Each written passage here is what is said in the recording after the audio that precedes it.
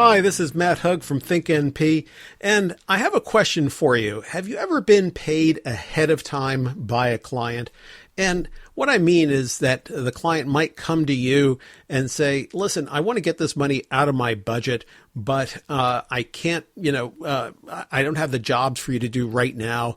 So I'm going to put this money on the table for you and pay you, and then we'll work out an agreement that you're going to do X, Y, Z at a later date. And, I've seen that happen. In fact, I'd had an email from a friend of mine recently who had that happen. And it was very interesting because there was a twist.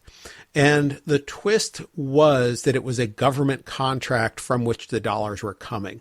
And I think that makes a difference. I think if you're doing something like this, and of course, assuming that there aren't any state regulations or rules against this, and you might want to check, for example, those people working in fundraising might want to check with their Bureau of Charities or whatever regulatory agency is in your state to see that this isn't an issue. But beyond that, if you're dealing with government dollars, I'd be extra cautious that way to make sure that that you're not aiding and abetting, you might say, a problem for them. That for some reason that the government would look upon their doing that practice as fraud and drag you into it.